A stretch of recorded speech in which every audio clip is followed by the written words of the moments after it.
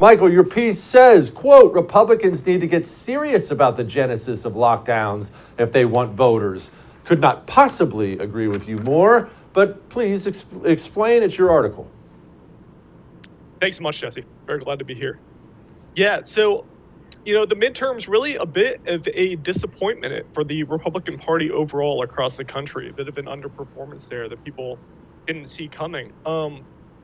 And part of the problem, I think, there's no question that when you look back at the response to COVID-19, these lockdowns and mandates, which were such a disaster, really just, a horrible policy catastrophe. Now, there's no question that those lockdowns and mandates were mostly in Democratic states and cities. They bear the lion's share of the responsibility for that. If you look across, left-wing states and cities across not only the United States, but the world at large, it's really in left-wing states and cities where those restrictions were longer and stricter and did the most damage, both to their own economies, their own residents, and their own sort of social fabric. So there's no question the left bears the lion's share of responsibility for that. Not only that, but they have not disavowed these policies. They look prone to do them again at some point. So that's awful. So it stands to reason, I think people were really expecting that for that reason, people would vote for Republicans. That we'd see this red wave, but that didn't really happen. I think that didn't happen for a couple of reasons. First of all, Republicans in general did not really run on COVID. They didn't really talk about it that much in their campaigning. Part of that is because, they haven't really disavowed it themselves. And they sort of have run on this sort of lukewarm, it's all Democrats' fault. They came up with lockdowns. And the problem with that is that's not really true. Trump, a Republican president, was in office when these lockdowns first went into effect, when they're at their strictest in spring 2020.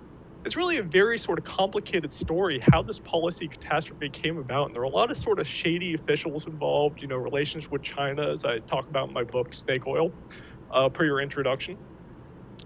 I think if they want voters to take this seriously as an issue, Republicans really need to get serious about how this policy catastrophe actually came about.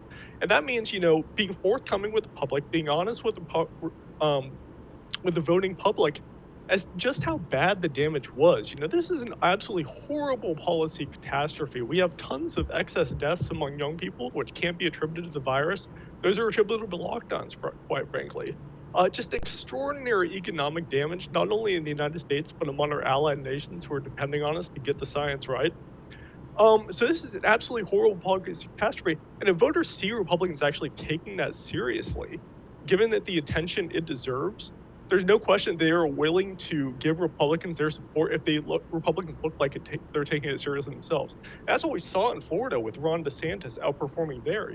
Everybody knows, DeSantis is the guy who is, part of the anti-lockdown movement. He, on a daily basis his team goes on social media and is, interacts with scientists who are very opposed to lockdowns and mandates. And he really took that issue head on, and he was rewarded for it big time. Whereas the rest of the country, Republicans underperformed. DeSantis, vastly outperformed. A lot of people consider him now the leader of the Republican Party for all intents and purposes. So voters know that something really awful happened with the response to COVID, but they want to see Republicans actually taking it seriously, figuring out actually who's actually responsible, and being honest about the devastation that occurred. Well, Michael, I guess I'm probably asking you a question you can't answer, but why don't they then? Look, even if you're a weenie Republican, and that's most of our elected Republicans, you can still look at Ron DeSantis and you can see his popularity, right? All these guys love poll numbers. You see his popularity. Why wouldn't you try to mimic that, right? DeSantis locked down his state, which he should never have done, not even for a day. But to his credit, he owned it. After about a month, he came up and said, I screwed this up. This was wrong. We're never doing this again. He owned it. Why not the others? Yeah, that's where DeSantis really stands out, is that although he didn't see through this at the very beginning, some of us did, DeSantis did not. But he quickly turned around and he said, that was a horrible mistake. And then he became part of the anti-lockdown movement and embraced it wholly from that point forward. And yeah, other Republicans really should be looking at that and saying, wait, and hopefully that's what will happen. Because now it's just so, whereas DeSantis, vastly outperformed, the Republican as a whole across the rest of the country underperformed. hopefully Republicans are going to look at that and say, look what happened here. This is very clear that we need to embrace the anti-lockdown movement, embrace resistance to lockdowns and mandates, and get serious about this issue like Ron DeSantis did. So I'm hoping that going forward, they're going to notice that. Why didn't they do it going into the midterms? I mean, it became dogma somehow within the Republican Party that voters didn't care about this issue.